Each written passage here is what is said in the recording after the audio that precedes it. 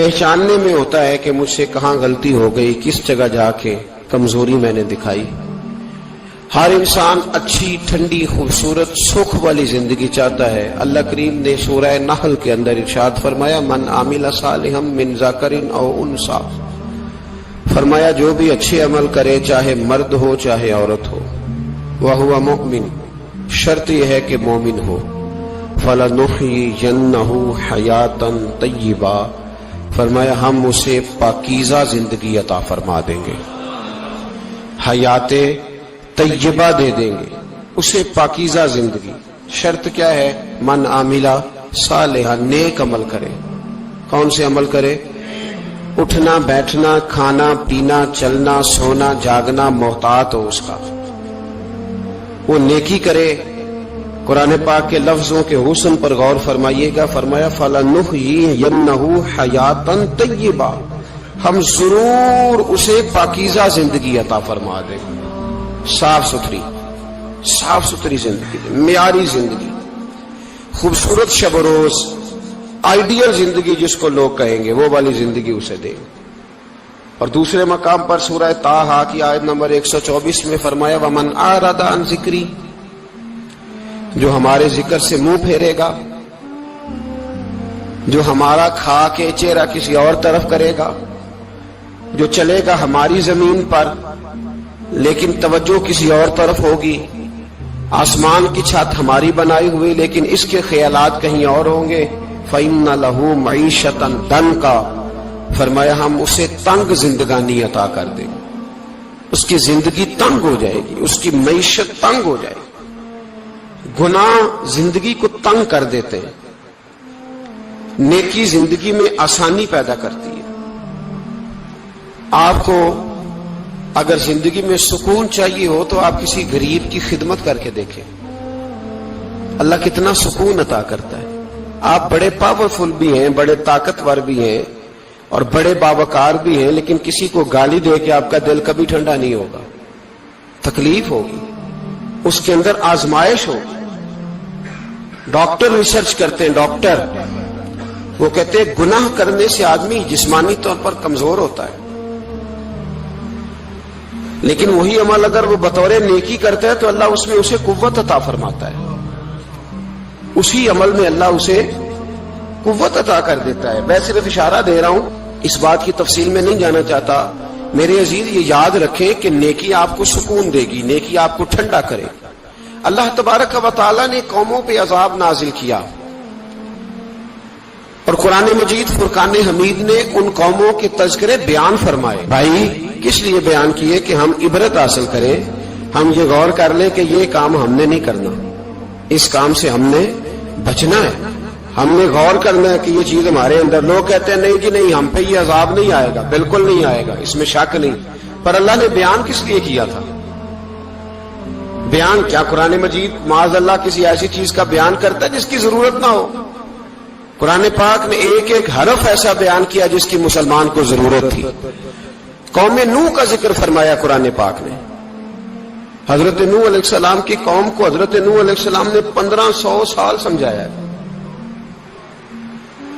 15، کچھ لوگوں نے 950 سال لکھا ہے نا، اعلیٰ حضرت نے لکھا 1500 سال عمر ہوئی حضرت نوح علیہ السلام۔ اللہ تعالیٰ بندے کو جلدی سزا نہیں دیتا، بلکہ قرآن مجید میں ایک جگہ رب کریم اس طرح بھی فرماتا ہے کہ جب بندے مجھے بھول جاتے ہیں تو میں ان کے لیے نعمتوں کے دروازے کھول دیتا ہوں۔ بندہ سمجھتا ہے کہ میں کچھ تو ہے نا کہ میرے اندر کہ میں جدھر جاتا ہوں خیر ہی خیر ہو جاتی ہے، وہ سمجھتا ہے کہ میری عقل ہے، حالانکہ اللہ اسے ڈھیل دیتا ہے، اللہ اسے ڈھیل دیتا ہے۔ گناہوں کی سزا کے 3 طریقے ہیں۔ ایک ہے متنبع کرنا، تنبیہ کرتا ہے اللہ، بندہ متنبع ہو جاتا ہے، یہ اللہ کا بہت بڑا احسان ہوتا ہے۔ ایک ہوتا ہے مہلت دینا، اور ایک تیسرا ہوتا ہے اللہ خفیہ تدبیر کرتا ہے۔ تھوڑا سا سمجھیے گا، انسان پر کوئی آزمائش آئی، فوراً اس کی چھٹی اس نے کہا کہ وہ فلان جگہ غلطی کی تھی تب ایسا ہوا ہے۔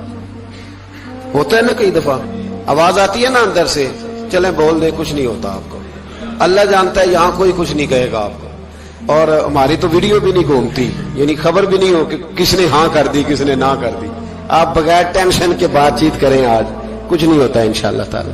آتی ہے اندر سے آواز؟ میں آپ سے اس لیے ان چیزوں کی تصدیق کراتا ہوں کہ باقیوں کو بھی آتی ہے کہ نہیں، اس لیے تصدیق۔ کبھی کوئی کسی جگہ انسان پریشان ہوتا ہے تو محسوس کرتا ہے کہ وہاں مجھ سے ہوتا ہے نا جی، جس کو یہ نصیب ہو جائے بڑا خوش نصیب آدمی ہے۔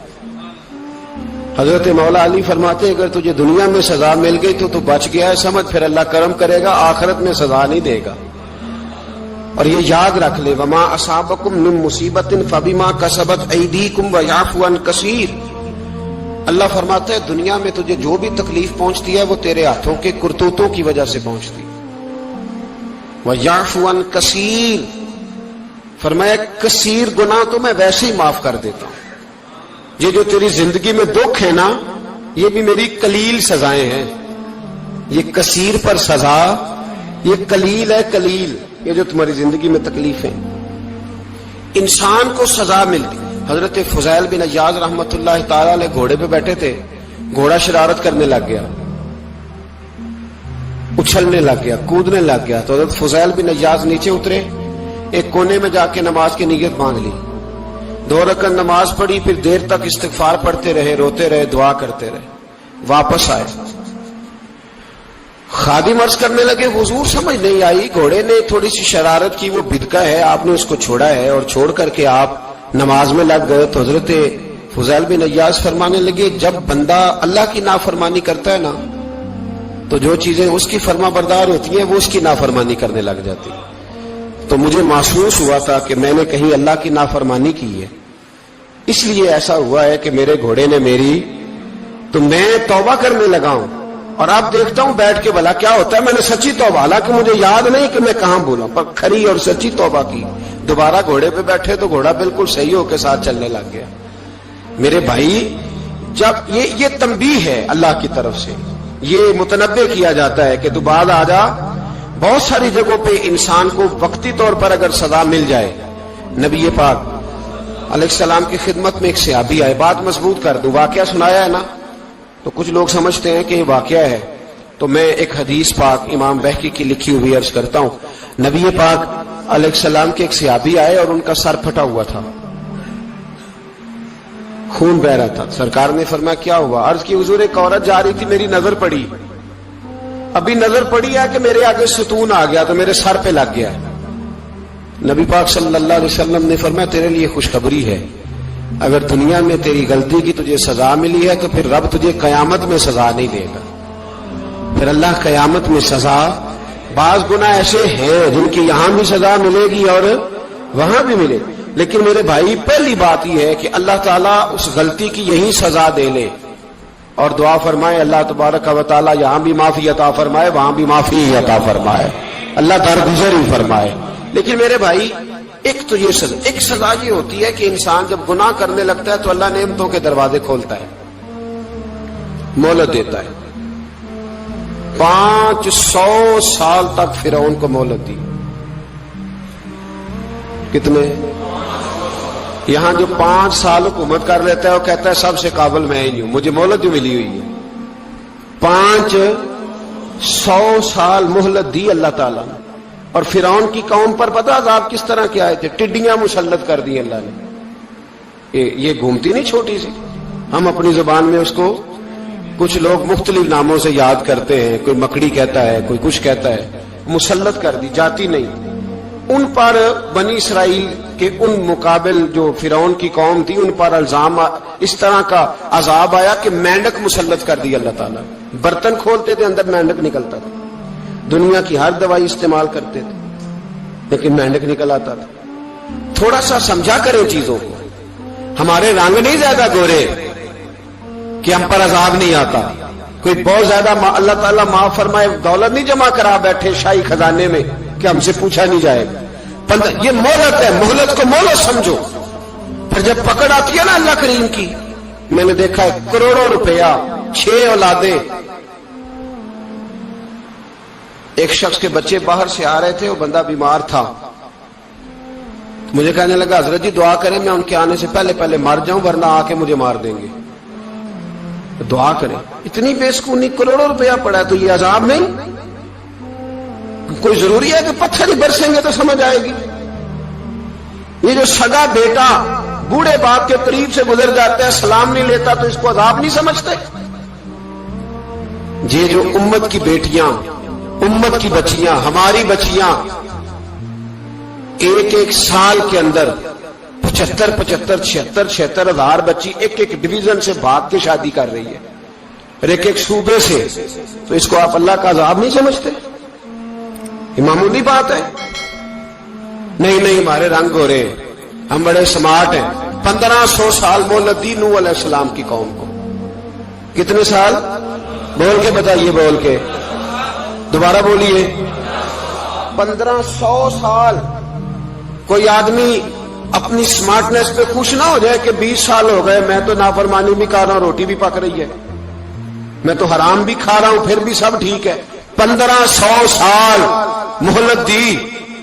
پھر حضرت نوح کہنے لگے اللہ میں نے تو بڑا سمجھایا، نہیں باز آتے۔ تو رب کریم نے فرمایا کشتی بناؤ۔ اللہ کے پیغمبر کشتی بنانے لگے تو قوم مذاق اڑانے لگ گئی۔ اب کیا کرنے لگے ہو؟ اب کشتی بنانے لگے ہو، خیر تو ہے، قوم مذاق اڑا رہی ہے۔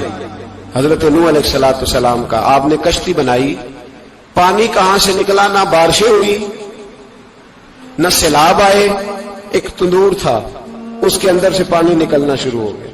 کبھی تندور سے بھی پانی نکلا ہے، اور جب نکالنے والا چاہتا ہے تو وہاں سے بھی ایک تندور سے پانی نکلا۔ اتنا نکلا، اتنا نکلا، اتنا نکلا کہ قوم ساری ڈوب گئی۔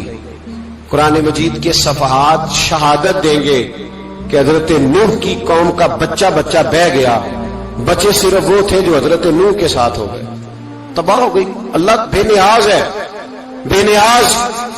1500 سال مہلت ملے اور تو پھر بھی کہے رب بڑا کریم ہے، معاف کر دے گا۔ 1500 سال تجھے گنجائش دے اور تو کہے کوئی نہیں، بات معافی ملنی چاہیے ابھی بھی۔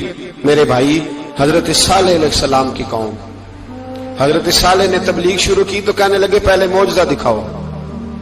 جی آج تو نہیں لوگ معجزے مانگتے، آج بھی لوگ کرامتے اور معجزے، اللہ معاف کرے، جو چیزیں معجزہ تو ہو نہیں نہ سکتا، لیکن آج بھی لوگ، آپ یقین کریں، کہتے ہیں یہ بڑی نمازیں پڑھتا ہے تو پھر بخشا کیوں نہیں گیا، پھر کیوں نہیں منو سلوا کیوں نہیں اترا اس پر، پھر میں بھی اسی طرح ہی ہوں، کیا اس کے اندر خوبی آ گئی؟ مولوی بھی ویسے ہی ہے، صوفی بھی ویسے ہی ہے، لوگ مانگ نہیں رہے، لوگ دلیلیں مانگ نہیں رہے، ابھی بھی لوگ بحث نہیں